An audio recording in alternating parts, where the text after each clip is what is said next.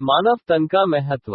ओम विश्वानिदेव सवितर दुरितानि परासोव यद्भद्रम तन आसोव। उपस्थित माताओं एवं भद्र पुरुषों, मनुष्य स्वभाव से अनुकरणशील प्राणी होने के कारण यह किसी को कोई कार्य करते हुए देखता वैसा स्वयं करने लग जाता है। यह हमारे अनुभवी ऋषि जानते थे, इसलिए उन्होंने अन्यथा कर्मों से बचाने के लिए विशेष रूप से हमारे आवश्यक कर्तव्य कर्मों का हमें ज्ञान करा दिया। इस भूमंडल पर दीर्घकाल तक ऋषियों के सानिध्य एवं वेद के प्रचार प्रसार से अधिकांश मानव ज्ञान कर्मादि की दृष्टि से संतुलित रहे, पर जब धीरे धीरे भौतिक ऐश्वर्य बढ़ा तो वे प्रमादी बन अपने कर्तव्य कर्मों की उपेक्षा करने लगे और भटक गए। हर बुद्धिमान व्यक्ति यह जानता है कि संसार की सारी संपदा देकर भी मानव जीवन के अमूल्य क्षण प्राप्त नहीं किए जा सकते। अतः इनका सदुपयोग ही हो, दुरुपयोग नहीं, क्योंकि हम कर्म प्रधान योनि वाले प्राणी हैं। हम अपने प्रत्येक कर्म के परिणाम पर गंभीरता से विचार करें तो अपना और औरों का अधिक हित कर सकते हैं। विद्वान कहते हैं, कर्म विचार पूर्वक करो, कर्म करने के पश्चात विचार करना बुद्धिमानी नहीं है। ईश्वर ने हमें पंचज्ञानेंद्रियां और पंचकर्मेंद्रियां प्रदान की, इनका उपयोग विद्वानों के आश्रय से यज्ञानुष्ठान पूर्वक ही करना चाहिए। हमारे देखने, सुनने, सूंघने, स्पर्श करने एवं चखने का मारी कर्मेंद्रियों पर अवश्य पड़ता है। यदि दुर्भाग्य से इनमें विकार आ जावे तो जीवन का पतन निश्चित है। हम अपने पुरुषार्थ से अर्जित भौतिक ऐश्वर्य की रक्षा का ध्यान तो रखते हैं, किंतु विभिन्न प्रकार की भोग योनियों में अनेकों कष्ट सहने के पश्चात प्राप्त इस दुर्लभ मानव तन की रक्षा नहीं करते, अर्थात इसे अमर्यादित भोगों एवं काम क्रोधादि के प्रहारों से नहीं बचाते। यह कितना आश्चर्य है। जीवन रक्षा के लिए हमें अपने हर आहार पर विशेष ध्यान देना अति आवश्यक है। मुंह द्वारा सेवन किया गया प्रभाव आहार तो हमारे उत्थान और पतन का कारण बनता ही है, परंतु आंख, नाक, कान आदि द्वारा प्राप्त आहार का भी हमारे जीवन के विकास और हाथ से घनिष्ठ संबंध है। हमें यह स्मरण रखते हुए पूर्ण सावधान और सतर्क रहना चाहिए। जो व्यक्ति अंडे, मछली, मांस आदि अभक्ष्य पदार्थों का सेवन करते, बीड़ी, सिगरेट, गांजा, भांग, शराब आदि मादक द्रव्य पीते, अश्लील सिनेमा, नाटक आदि देखते और गंदे गाने सुनते, जासूसी उपन्यास अथवा भद्दी कहानियां पढ़ते, तथा जो जुआरी, पर स्त्री अथवा वेश्यागामी होते हैं, उनका तो विनाश निश्चित है। संसार की कोई भी शक्ति उन्हें इन पाप कर्मों के कुपरिणामों से नहीं बचा सकती। आप विचार कीजिए, प्रभु ने हमें यह पवित्र मानव तन क्या इसलिए दिया है कि हम इस पर कुकर्मों के दाग लगाकर इसे गंदा कर दें? क्या हमारे जीवन का उद्देश्य पाप कमाना है? नहीं तो फिर हम किसी भी बुराई को नहीं स्वीकारें, चाहे परिवार, कुटुंब, मित्र, संबंधी अथवा कोई भी अप्रसन्न और रुष्ट क्यों न हो जावे। निर्दोष जीवन ही जीवन है। संसार रूपी बाजार से पापों की गठरी बांधकर ले जाना अत्यंत दुर्भाग्य और महान मूर्खता ही है। हमारे कर्म वेदानुकूल हैं अथवा नहीं, हम इस ओर ध्यान अवश्य देवें, क्योंकि हमारा प्रत्येक कर्म हमारे जीवन के उत्थान और पतन में सहायक होता है। हम अपनी इंद्रियों के द्वारों पर यदि संयम रूपी पहरेदार बैठा दे तो विकार रूपी विनाशकारी शत्रु जीवन में प्रवेश नहीं कर पाएंगे। वासनाजन्य विकारों से बचने के लिए मन पर नियंत्रण करना बहुत आवश्यक है, और मन की सात्विकता आहार की शुद्धि के बिना संभव नहीं। अतः जीवन की सार्थकता एवं सफलता हेतु हमें आहार पर विशेष ध्यान देना होगा।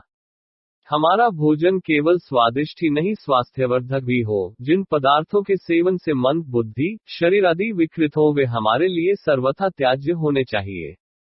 हम पूर्ण पुरुषार्थ से प्राप्त हितकारी अन्न सीमित मात्रा में अपनी प्रकृति के अनुकूल ही ग्रहण करें। भोजन के समय क्रोध, भय, चिंता, शोकादि से ग्रसित न हो, शांत तथा प्रसन्नचित हो। ओम अन्नतेन्नस्य नो देह्यन्मीवस्य शुष्मिनः प्रदातार तारिश ऊर्जनो देहि द्विपदे चतुष्पदे। यह मंत्र बोलकर एक घूंट जल पी भोजन करना आरंभ करें।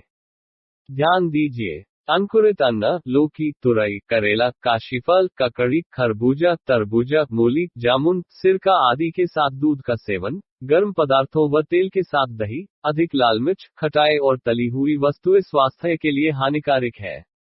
2 प्रकार के तेल अथवा तेल और घृत भी साथ साथ न खावें। फलों का उपयोग भोजन के अंत में करना अधिक लाभप्रद है। रात में दही तथा किसी भी प्रकार की खटाई और बहुत गर्म भोजन वर्जित है।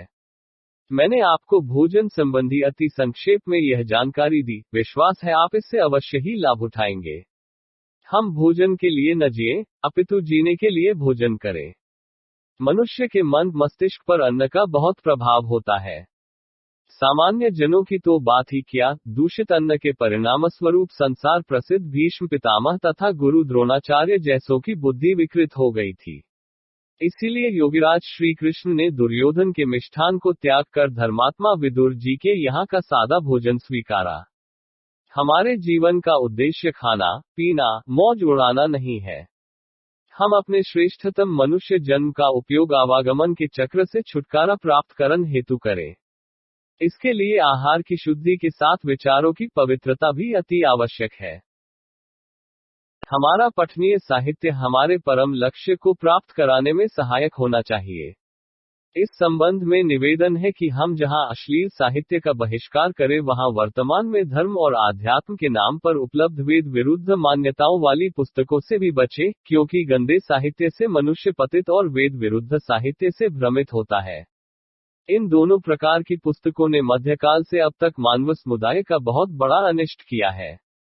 दूषित आहार और निकृष्ट विचारों के परिणाम स्वरूप आज अधिकांश मनुष्य अपने लक्ष्य से भटक कर स्वकर्तव्यों का विवेक खो संसार के लिए अशांति का कारण बने हुए हैं। इनके हृदयों में ईश्वर अविश्वास एवं धर्म के प्रति अश्रद्धा ने अपना स्थान बना लिया है। धर्म और ईश्वर केवल इनकी वाणी तक सीमित है, इनका आचरण देखकर तो विश्वास नहीं होता कि ये आस्तिक और धर्मात्मा है। आप विचार कीजिए, वर्तमान में अष्टांग योग द्वारा ईश्वर की अनुभूति के लिए यत्नशील कितने स्त्री पुरुष हैं। केवल गाल बजाने अर्थात महर्षि दयानंद के शब्दों में भांड कीर्तन करने मात्र से भगवान नहीं मिला करता। परमेश्वर की प्रतीति तो निर्दोष अंतःकरण में हुआ करती है। जो इंद्रियों के दास हैं उन्हें तो अपने कल्याण की कल्पना भी नहीं करनी चाहिए। वैसे ये तथाकथित भक्त ईश्वर से अपनी शुभाशुभ लौकिक कामनाएं पूर्ण कराना चाहते हैं, इन्हें शाश्वत शांति की आवश्यकता ही नहीं है। जीवन की सफलता और सार्थकता के लिए परोपकार बहुत आवश्यक है। हम स्वार्थ वृत्ति का परित्याग कर परहित में रत रहें, केवल अपना ही नहीं हमारे द्वारा औरों का भी भला हो। हमारे रहने से संसार का हित हो रहा है अथवा नहीं, हम यह अवश्य देखें। यदि हमारे कारण किसी का कोई अनिष्ट होता हो तो हम अपने आप को धिक्कारें। हम देख रहे हैं, सभी जड़ पदार्थ तथा चेतन प्राणी संसार के में संलग्न हैं, तो फिर हमारे द्वारा ही जग का अपकार क्यों हो, जबकि हम संसार के जिम्मेवार और श्रेष्ठतम प्राणी होने का गर्व करते हैं। हमें अपने जीवन का सदुपयोग करना चाहिए, अर्थात जो अब तक नहीं कर पाए वह कार्य हम अवश्य करें। पशु पक्षी कीट पतझादी की विभिन्न योनियों में रहते हुए हमने एकमात्र अनेकों भोग ही तो भोगे हैं। यदि हम इस मानव तन का उपयोग भी केवल भोगों वासनाओं की तृप्ति के लिए ही करते रहें तो इससे बड़ा दुर्भाग्य और क्या होगा। प्रभु कृपा और हमारे किन्हीं पुण्यकों के फलस्वरूप हम सत्य संग सत्य सनातन वैदिक सत्संग सर्वोत्तम मानव तन को धारण कर ऋषियों की पवित्र भूमि भारत में रहते हुए यह दुर्लभ वैदिक सत्संग प्राप्त कर रहे हैं।